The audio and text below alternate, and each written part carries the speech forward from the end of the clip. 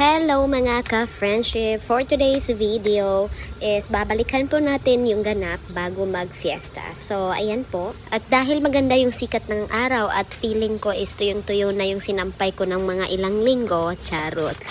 Tatanggalin na natin siya sa sinampay. So kasi naglalaba po ako niyan at naisip ko na alisin na yung mga naunang sinampay kasi wala na akong paglalagyan. So medyo mainit sa mukha na yung init ng araw ng umagang yan kasi mag-aalas 10 na nung tinanggal ko yung mga sinampay. So medyo madami-dami na naman yung sinampay ko at medyo madami-dami na naman yung tutupiin ko. At dahil tamad ako, ilang linggo na naman niyang tatambak dyan bago matupi. Kayo din ba, pag nagtanggal kayo ng mga sinampay, matagal din bago ninyo maitupi? Kasi ako talaga yung taong ayaw na ayaw kong maglaba. Ayaw na ayaw ko yung maglaba kasi ang dami-daming gagawin. Maglalaba ka, magbabasa ka ng mga labahan, tapos sasabunan mo, pipigaan mo, babanlawan mo. Pag banlawan mo naman, susunod is magsasampay ka, tapos pagkasampay mo, tatanggalin mo sa sinampay, tapos tutupiin mo. So ang dami-daming proseso, hindi katulad ng magsasaing. Pag sinaing mo na, pag naluto na, yun na yun. Kaya hit na hit ko talaga yung maglaba, pero wala akong choice, mga friendship, kasi wala naman akong labandera. At saka ako nga yung nanay/yaya dito, kaya yun lang, tiis-tiis lang muna. So ayan na nga't malapit na akong matapos. Medyo naiinitan na talaga ako. Medyo masakit na talaga sa mukha yung init ng araw ng umagang yan. So binilis-bilisan ko na lang ng konti yung pagtatanggal at para naman matapos na ako sa gawain ko. At pagkatapos ng tanghalian, sabi ng mother-in-law ko is bibili na daw ng baboy para sa fiesta. So ayan na nga, mga 3 araw bago mag-fiesta, pumunta kami dito sa may bintahan ng mga hayop. So ang tawag dito sa amin is Dulway. Kasi Duldol, yun yung lugar. Tapos I don't know kung anong tawag doon, bakit tinawag na Y. Basta lahat ng klase ng hayop na ibinibenta is nandito, matatagpuan mo siya. Kaya lang medyo tanghali na kami nang nakarating kasi nga sabi ko after lunch. So pagdating namin is medyo paubos na rin yung mga binibenta na baboy, mga ganyan. Madaling araw pa lang nagbabaksakan na dito yung mga binibentang hayop, kaya talaga paunahan at kung sino yung mas nauna, yun yung may advantage na makapili ng mas magandang bibilhin na mga kung anong hayop ang kailangan mo. So ayan na nga, papasok na kami doon kasi nga 'di ba medyo tanghali na, naghahanap kami ng mga natitirang ibinebenta. So mostly diyan sa nakikita ninyo na mga sasakyan is wala nang laman kasi nga ayun nga is hapon na kami dumating. Pero Monday po kasi at saka Sunday yung araw na may nagbebentahan or parang open tong market na to, Sunday pa lang po nito. So meron pa kaming chance pagka Lunes. Kaya lang gusto nilang bumili na. So ayan, papunta na kami doon. Kasama ko pala yung tatay ko kasi yung tatay ko magaling dito sa mga negosasyon pagdating sa mga pagtingin-tingin ng mga hayop, kung magandang klase ba yan o kung ano yung presyo. Kaya sinama namin. So yan, sa una pa lang is tawad na kami ng tawad. So medyo nahirapan kaming humanap kasi medyo mahal talaga yung baboy ng mga araw na to. Hanggang ngayon actually yung baboy medyo mahal pa talaga.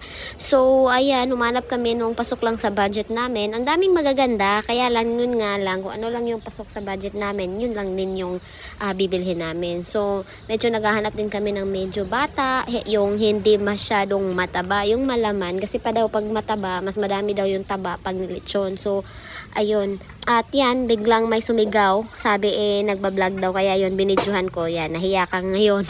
At yan na nga, pumunta naman kami dito sa may kabilang banda kasi sabi meron ding marami doon sa unahan na hindi pa nabibenta. So madalas yung mga hindi na ibebenta is medyo mahal talaga yung presyo nila at kahit hapon na mahirap pa rin tumawad sa kanila. So pabalik-balik kami niyan, tingin dito, tingin doon para makahanap talaga ng tamang baboy na bibilhin kasi nga ayaw na nilang bumalik kinabukasan. So kahit naman ako, 'di ba, kasi nandito na rin naman kami, is bibili na lang kami ng lang yung kaya ng budget. So ayan, si kuya, tinatapik-tapik pa niya ng stick yung mga baboy niya para lang maipakita sa mga mamimili na kung anong klase yung baboy niya. So ayan, tingnan mo yung mga baboy niya, ang tataba. Kaya lang medyo may kamahalan at hindi talaga swak sa budget namin. Sinubukan naming tumawad dyan, kaya lang hindi. So, yun lang, at may nakita din kami mga biik dito. Plano din sana naming bumili, kaya lang hindi pa kaya ng budget. So, ayun na nga, nakabili na kami ng baboy na pang lechon. At medyo nagalit pa yung isang tinawaran namin kasi daw tawad daw kami ng tawad at hindi naman daw kami bumibili. Kuya, yun ngang Diyos nakakapagpatawad, ikaw pa kaya? Charot. So, ayan, at pauwi na kami. Sinakay na namin dyan sa may pula na sasakyan. At ayun, pabalik na kami doon sa may labasan kasi medyo hapon na rin nung mga time na yan. At dahil nakamotor kami nung pumunta kami dyan, kaya of course, nakamotor din kami pauwi. So, yung sasakyan kung saan nakasakay yung baboy is susunod lang sa amin hanggang sa makarating sa bahay. Kasi hindi naman nila alam kung saan yung bahay namin. So, ayan na nga, nakarating na sa bahay. Medyo nauna pa yung sasakyan, kaya hindi ako nakapag-video nung binidyohan ko. So, yun, nakababa na yung baboy. Ewan ko ba kung bakit kami nahuli. Siguro may dinaanan kami. So, ayan na nga yung baboy at yan yung nabili namin para lilitsunin nung piyesta. At yun, ayan. Ilalagay nila dun sa may puno sa unahan para may masilungan yung baboy. At the same time, kasi ilang araw pa yung fiesta, mga 3 araw yata kung hindi ako nagkakamali. So, lalagay muna yung baboy doon at pakakainin.